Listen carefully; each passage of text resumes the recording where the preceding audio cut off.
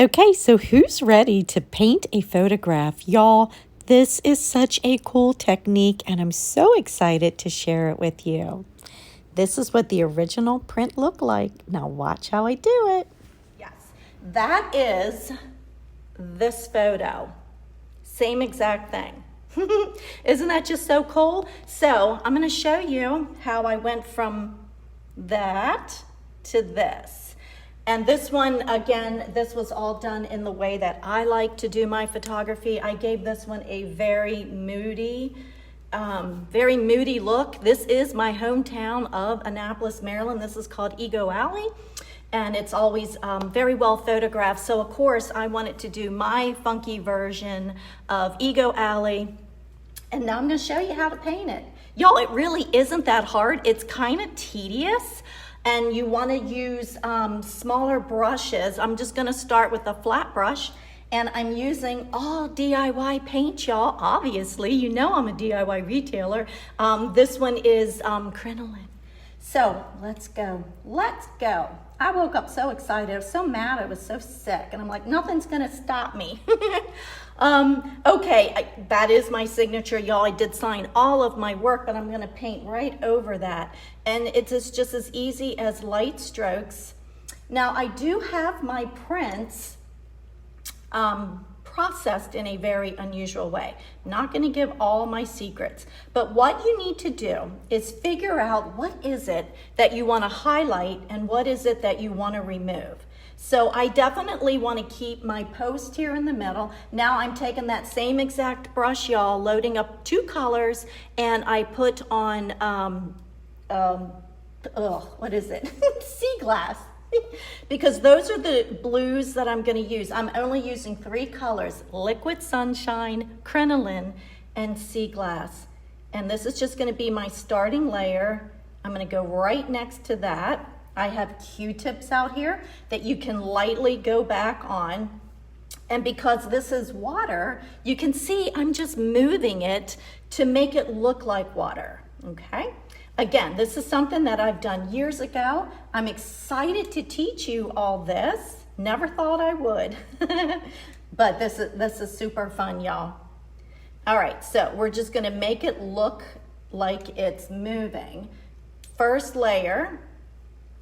The tricky part is going around and figuring out, just like in photography, y'all, or just like when we're painting our furniture, we have to have a slight vision for it, right? So when I look at this, I'm going to extend this one because this photo is a smaller photo. I'm going to extend it to have more of my scene in there. But you can see how the way that my eye moves, just like when I paint furniture, just like when I teach, and just like when I paint flowers, you want to have a focal point, and then you're going to move your eye in that way. So I'm going to do the same technique here, but since this is a bigger, I think this is the 11 by 14, I'm going to leave a little bit more of the boat and the scenery in. So just stay with me. Some may know this, but I actually started off in photography.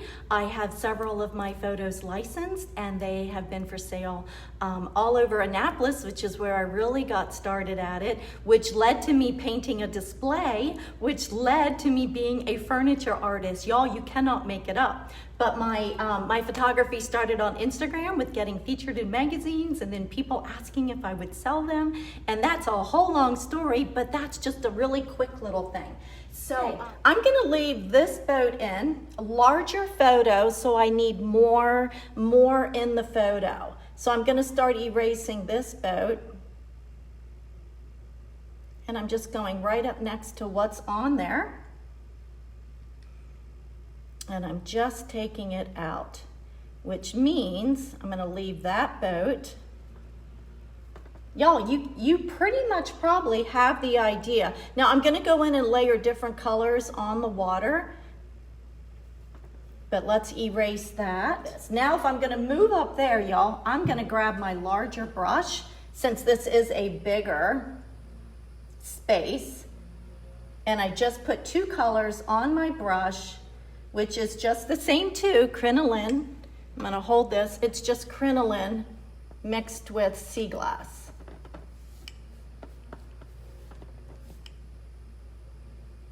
Let's just get some of this space, this boat right here, because that's pretty prominent in the photo.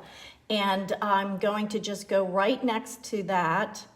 Some of the little details I do take out because in my mind it's not that necessary when you're doing that movement. Thing that I'm keeping in a little bit too much, that's okay. I'm going to show you because I'm going to take a Q-tip and I will just lightly work around that. Now, pretty much when this paint goes on, it's on and there's not a whole lot of room for mistake because you're on this, so you can see I'm not using any water, not yet.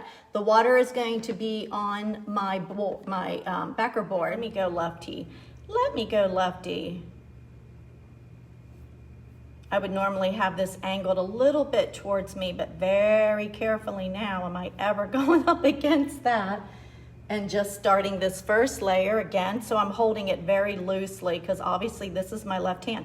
You know, I teach this when I'm doing furniture. If you want a super light touch, use your opposite hand, your less dominant hand when you're painting, and you can get that look. So I am using my left hand just around the corner down there. All right, I'm slowly moving it in to what I see. I'm gonna start going in with my liquid sunshine here, because I want to highlight a little bit of the gold that I see in my photo. And I did this on the other one as well. I'll show you that one again.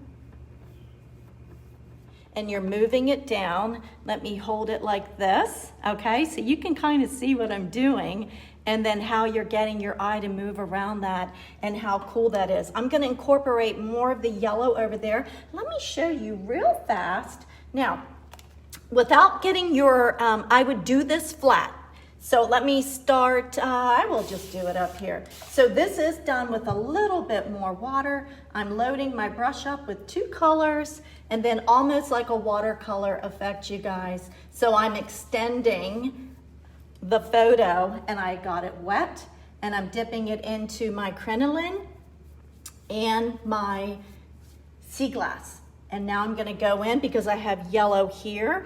I wanna just incorporate that on here as well. So you get it damp, don't soak it. So this is gonna give you almost a watercolor look and I'm blending like so. I wanna do a little more yellow because I'm just extending. Again, it's just a way to extend your eye and I'm painting very light and wispy and airy.